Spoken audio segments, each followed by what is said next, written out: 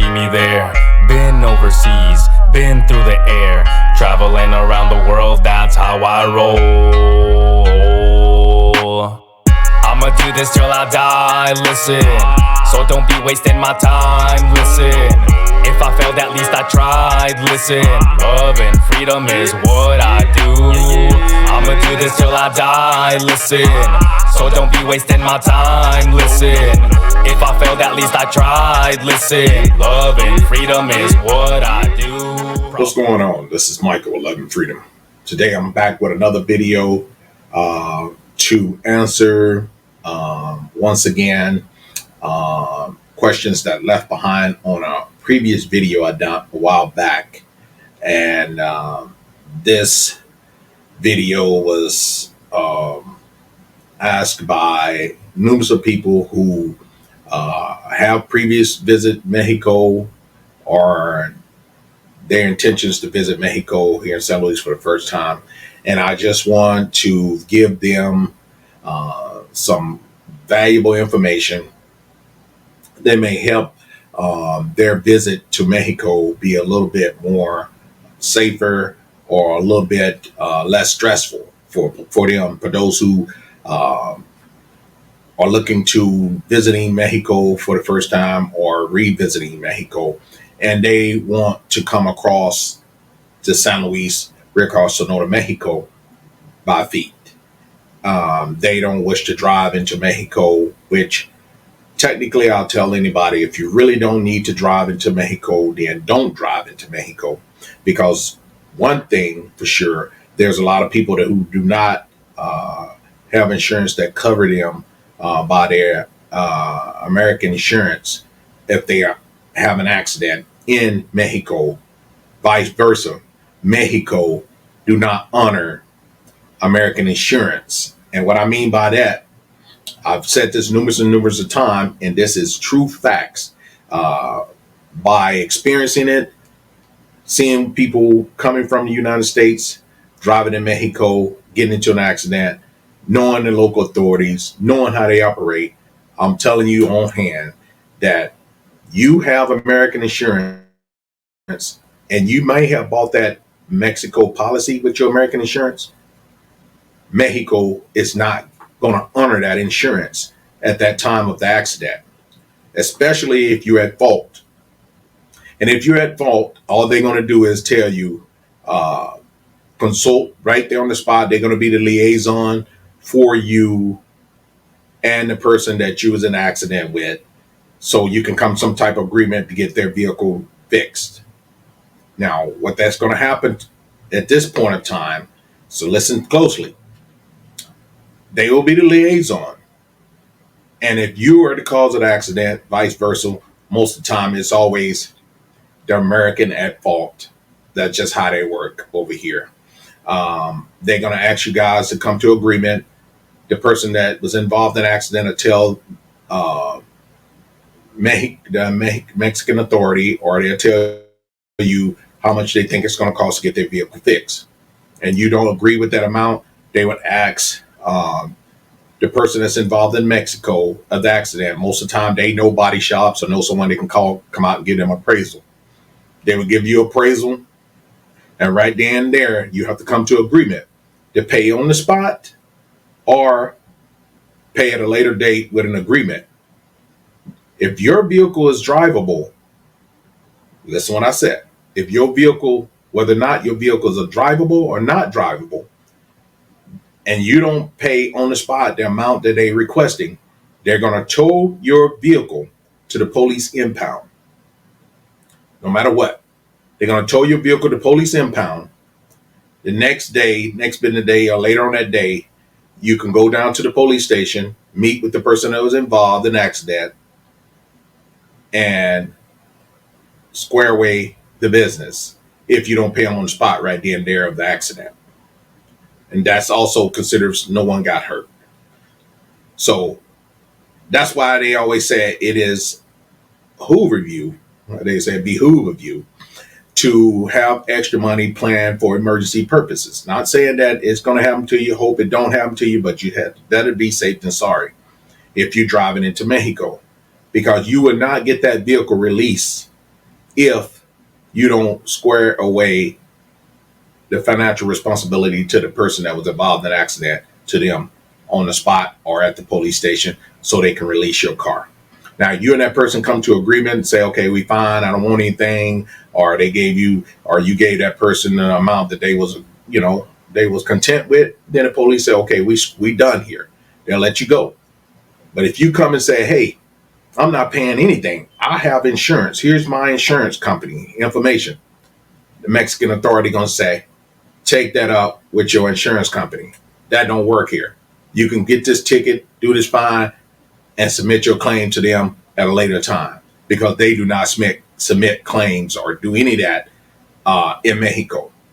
Whether that's why I say you can save your money trying to have Mexican insurance when you come to Mexico. You actually, it's best to have cash on hand to take care of the problem. I'm just going to let you know. Your Mexican insurance that you have additional to your American insurance and you bought through your American company is definitely obsolete here in Mexico. Make sure you have cash on hand.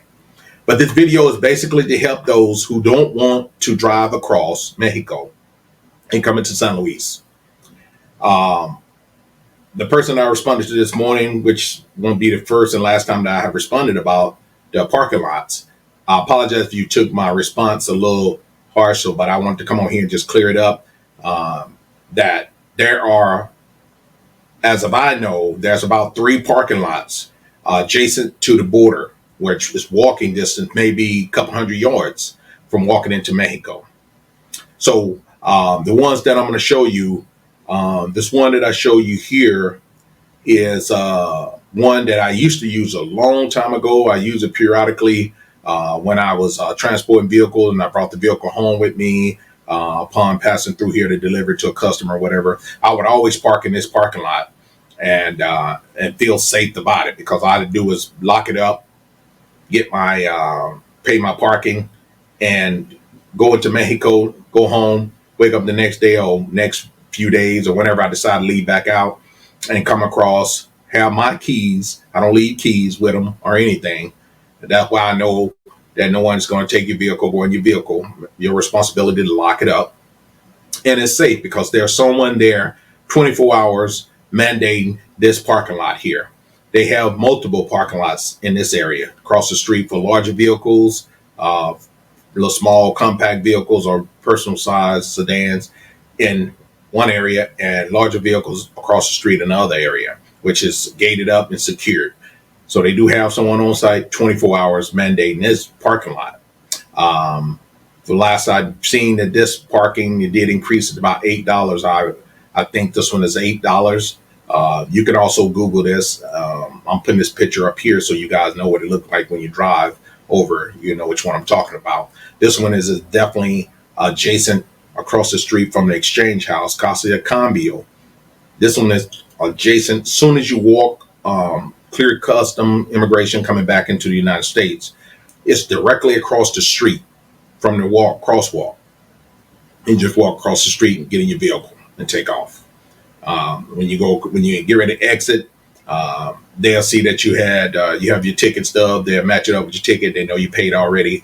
If you stayed more than days that you paid for, you have to pay for the remaining balance on that ticket, and they would lift the gate and let you exit. Easy as that. Vehicle is very safe in that area. You don't have to worry about anything. Just to let you know, you don't have to worry about anything. This area, I never had an issue there. And if you stay longer than you plan, just don't worry about paying the additional amount. They're not going to tow your vehicle because you hadn't paid, because they're not worried about that. You can't get your vehicle until you pay the remaining balance.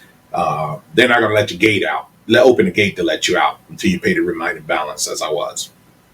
Very nice, secured parking lot if you choose to use this one. So that's just one.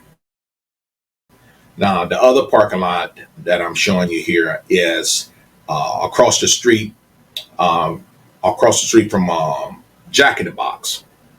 It's kind of adjacent behind Jack in the Box in the United States in San Luis, Arizona. Right across the street from Jack in the Box. Now, this parking lot is a little bit different. And I just recently used this parking lot, I'll say a few months ago.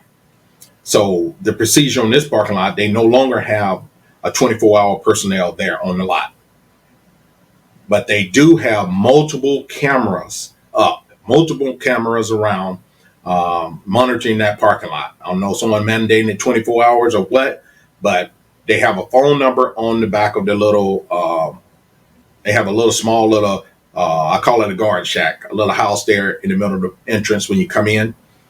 And on the back side of that little shack, there's a phone number, there's a box, like a drop box, mailbox type thing, and some basic instructions up there with the phone number, that you can call if you need to call. So just keep in mind, this place do not take debit, credit cards, anything. It has to be cash on hand.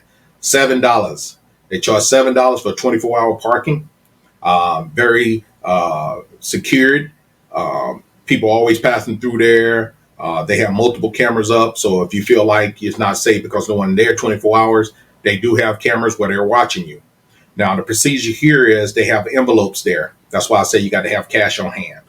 You take your envelope, you put your $7 in the envelope, you write your vehicle information on the little ticket inside the envelope with your $7 cash inside, and you drop it in your box. You drop it in the box. Now, if for some reason you need to call that number, you call that number, someone will answer that phone, and they'll say, yeah, I'll see you. They can see you as you're talking to them through the camera. And they will guide you through whatever you need to do just in case you can't get things worked out the way you want it, if there's no more envelopes or no pen or whatever. So just make sure you have something to write with just in case someone has stolen a pen or whatever, or envelopes, and you need to talk to someone. You pick up the phone and call that number. Now, don't think at no point of time you can say, well, hell, I'm just running into Mexico real quick, grabbing a bite to eat, give me some tacos, give me a couple of beers at the local little strip club or little bars that they're on the line, and I'm coming right back across. I'm not going to be here 24 hours. It don't matter. They specifically states there on the sign that they are being watched. You're being watched 24-hour surveillance. If they see that you did not drop your envelope with your money into that little mailbox, drop box, and pay for their parking, they will call the tow truck immediately and tow your vehicle. There's no gate that you got to get through or whatever. They won't let you out. Yeah, they'll let you out because you have your keys and you'll go and come as well. But make sure that you are doing the procedure and dropping that $7 fee into the envelope, into that box. Don't think you can go be in and out and they won't notice it. Don't risk the chance of getting your vehicle towed. Simple as that. $7 for a 24-hour parking, can't get that nowhere. I know in Vegas it was like $30, $50 for a parking 24 hours. So $7 for your vehicle to be safe, I will pay $7 to keep my vehicle safe and know that it's not going to get towed. Because towing fees are, man, they ain't no joke. Towing fees are up there. I think they charge like $150, $200 just to hook it up. And then imagine they're not going to be open all time of night morning to get the vehicle out. So they're going to charge you that storage fee or whatever. So keep in mind. So these are two of the parking that I have dealt with that I can tell you that you can feel safe with your vehicle there.